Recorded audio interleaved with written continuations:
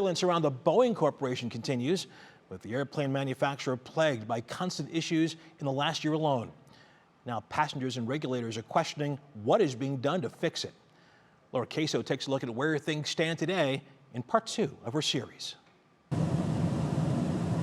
Video inside the Alaska Air Flight 1282. The door blows off midair at 16,000 feet. Passengers fearing they'd never make it off this plane.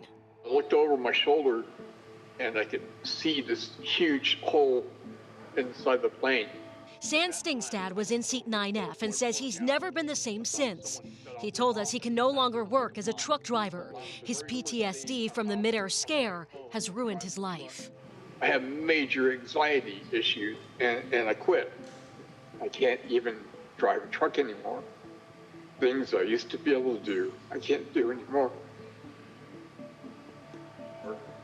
I get so stressed out, and it was because of this flight.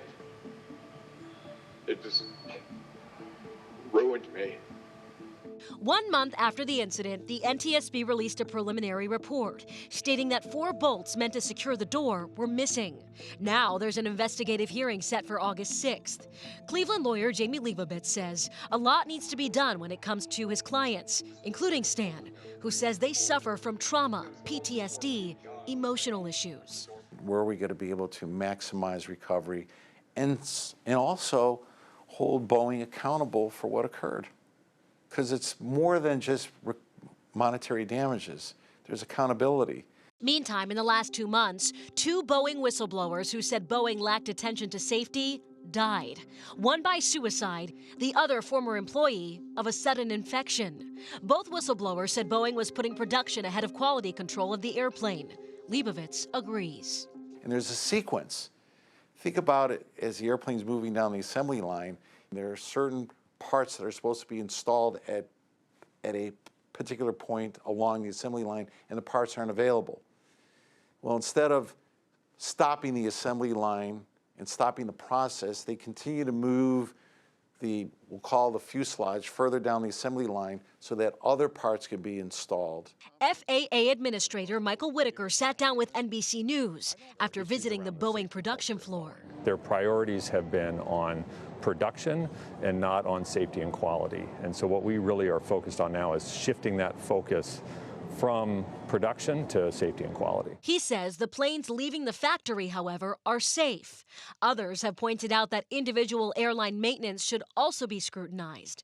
And there's a surprising local connection. The Cleveland connection is really a United connection, and that is the fact that United operates a 737 maintenance base here in Cleveland. But Leibovitz points out there have been no issues tied to this facility. And there's certainly nothing at all whatsoever, make it clear on the record, that United did wrong or failed to do that contributed to any of these, incidents involving Alaska Airlines or any of the other 737s that have run into problems. In March 2024, Boeing announced their president, Dave Calhoun, will step down as chief executive at the end of 2024.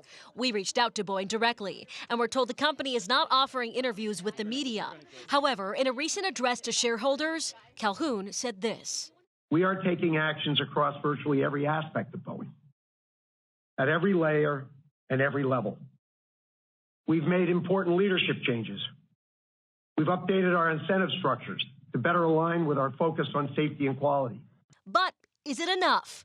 Pilot Dennis Tazier has concerns. The people at the top at Boeing, over decades, changed a great company into one that no one trusts.